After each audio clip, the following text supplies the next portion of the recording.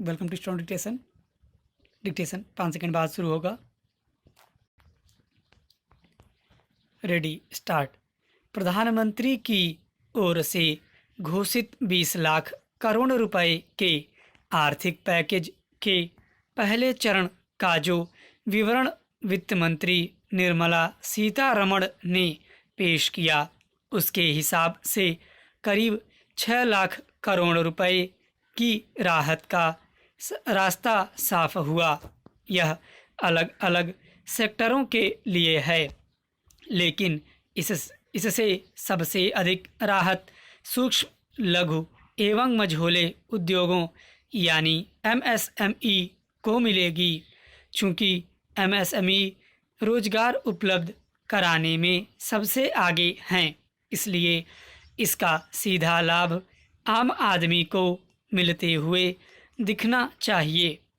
यह अच्छा है कि आर्थिक पैकेज के जरिए सरकार ने एमएसएमई की वे तमाम मांगें मान ली जिन्हें एक अरसे से उठाया जा रहा था। एक बड़ी मांग यह थी कि एमएसएमई को नए सिरे से परिभाषित किया जाए। आखिरकार ऐसा कर दिया गया। अब एमएसएमई की परिभाषा कहीं अधिक तार्किक दिख रही है। उल्लेखनीय यह भी है कि एमएसएमई को बिना गारंटी 3 लाख करोड़ रुपए का कर्ज देने की व्यवस्था की जाएगी। इस कर्ज की अवधि तो 4 साल होगी ही। 1 साल तक मूलधन चुकाने की भी जरूरत नहीं रहेगी। यह हर लिहाज से एक बड़ी राहत है। यह तय है कि वित्त मंत्री की इस घोषणा से भी एमएसएमई को अच्छी खासी राहत मिलेगी कि सूक्ष्म लघु एवं मझोले उद्योगों का सरकारी कंपनियों में बकाये का भुगतान 15 दिन 45 दिन में करने की कोशिश होगी। उचित यह होगा कि इस कोशिश को अंजाम तक पहुंचाया जाए और यह सुनिश्चित किया जाए कि 45 दिनों में बकाये का भुगतान हर हाल में हो।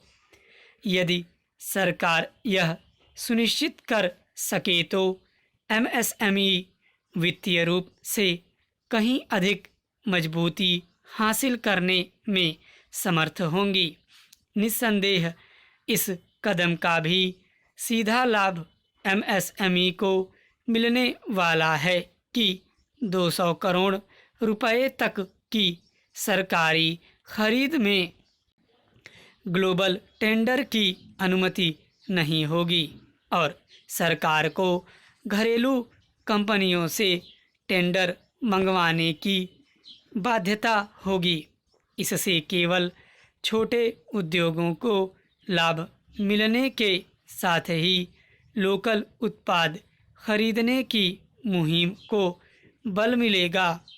इस मुहिम को बल मिले और देश आत्मनिर्भर बने, इसके लिए एमएसएमई को भी अपने उत्पादों की गुणवत्ता पर विशेष ध्यान देना होगा।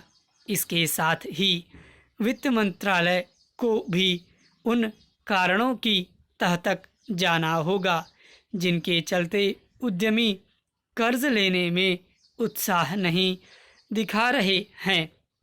चूँकि वित्त मंत्री ने इसकी भरपूर चिंता की है कि एमएसएमई को अधिकाधिक वित्तीय राहत मिले, इसलिए उद्योगों को भी इसके एवज में रोजगार के अवसरों में वृद्धि करने के लिए तत्पर रहना चाहिए।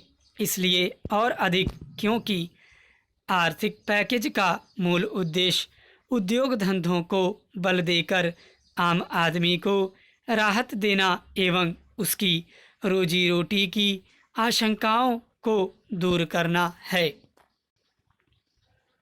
मुख्यमंत्री योगी आदित्यनाथ ने प्रतिदिन 50 लाख ग्रामीण बेरोजगारों को मनरेगा के तहत रोजगार उपलब्ध कराने का लक्ष्य रखा है। उसके 3 संकेत गौरतलब हैं। पहला, प्रदेश सरकार अन्य राज्यों से लौटे प्रवासी श्रमिकों को लेकर फिक्रमंद है।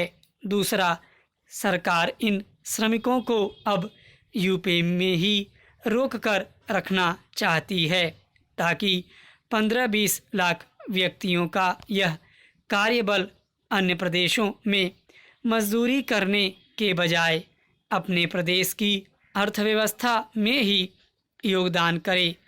तीसरे संकेत को इस निष्कर्ष के रूप में देखा जा सकता है कि पिछली सरकारों ने बेरोजगारी के मुद्दे को किस तरह उपेक्षित रखा, जिसके चलते प्रदेश के लाखों लोग रोजगार के लिए पलायन करने को बाध्य हुए।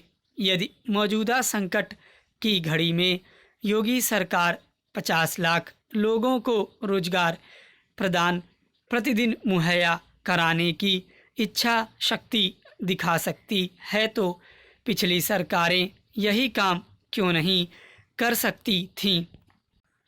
योगी सरकार ने अन्य राज्यों में फंसे छात्रों और श्रमिकों को घर भिजवाने में जिस संवेदनशीलता का परिचय दिया वह उनके सुशासन के दावे को पुष्ट करता है। उत्तर प्रदेश जैसे विराट प्रदेश से जहां कृषि और गृह उद्योग सेक्टर में रोजगार की अनंत संभावनाएं हैं, युवाओं का रोजगार के लिए पलायन न सिर्फ लज्जाजनक है बल्कि तत्कालीन राजनीतिक नेतृत्व की अदूरदर्शिता एवं उदासीनता का परिचायक भी है। शुभ संकेत है कि कोरोना जन्य परिस्थिति की वजह से ही सही योगी सरकार ने इस बड़े सवाल को अपने प्राथमिक एजेंडे में शामिल किया है। यूपी में 90 लाख MSMEs हैं। सरकार की पहल पर यदि प्रत्येक MSME में सिर्फ एक व्यक्ति को रोजगार मिल जाए तो 90 लाख बेरोजगारों की समस्या हल की जा सकती है। योगी सरकार ऐसे तमाम जतन कर रही है ताकि प्रदेश के लोगों को यहीं काम मिल जाए और कोरोना काल के बाद भी किसी को मजदूरी करने किसी अन्य राज्य में न जाना पड़े। उचित होगा कि सरकार कृषि को लाभकारी व्यवसाय बनाने का फार्मूला तैयार करे ताकि किसानों में औसत पढ़े लिखे बेटे भी दूसरों के खेत कारखाने में मजदूरी करने के बजाय अपने खेत में काम करने में गर्व महसूस करें। स्टॉप।